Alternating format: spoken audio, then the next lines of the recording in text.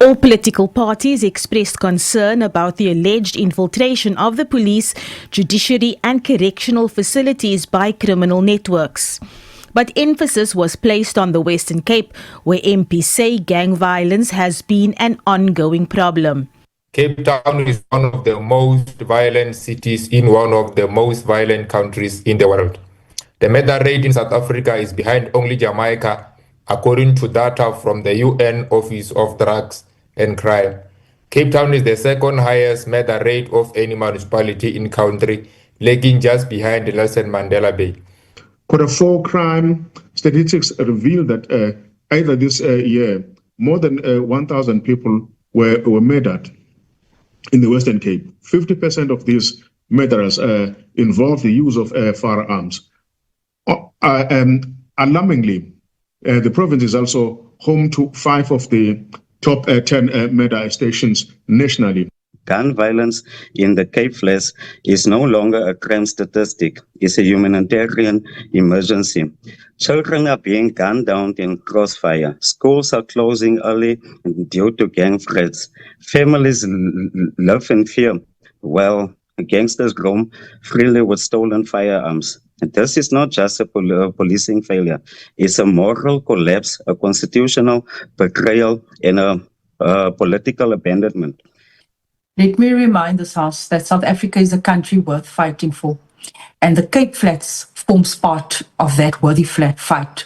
The aftermath of the Group Areas Act is still being seen and felt daily. For more than 30 years, the cries of gang-related shootings have fallen on deaf ears. Today, over 44,000 children are in places of safety in this country. The majority are from the Cape Flats. Shortcomings in the South African Police Service were highlighted. SABC is under-resourced and overwhelmed. We have 1 police officer for every 500 residents in gang-ridden areas, compared to 1 officer for every 220 people in leafy suburbs. This is not law enforcement, it is abandonment. It should not be difficult to nip at the bud the proliferation of the protection fee record, which is at the center of the present shooting spree in the Cape Flats. Intelligent-led policing can easily read this area of this crime. Communities know who the ringleaders of these gangs are.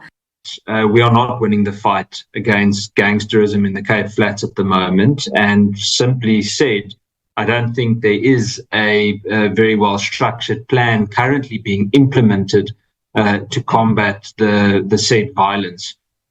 Furthermore, Minister Kachalia declared last week that known gang kingpins should not be granted parole and that bail should not be an option for them either.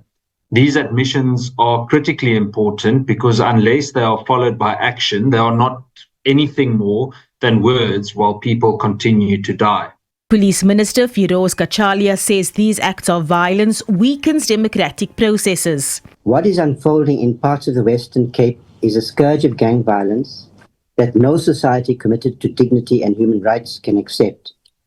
Sudden and devastating shootings, targeted assassinations, recruitment of children to commit criminal acts, extortion of small businesses, and public places being transformed into zones controlled by criminal networks. Every murder, every attack, every shattered home reverberates far beyond the immediate victim and their loved ones.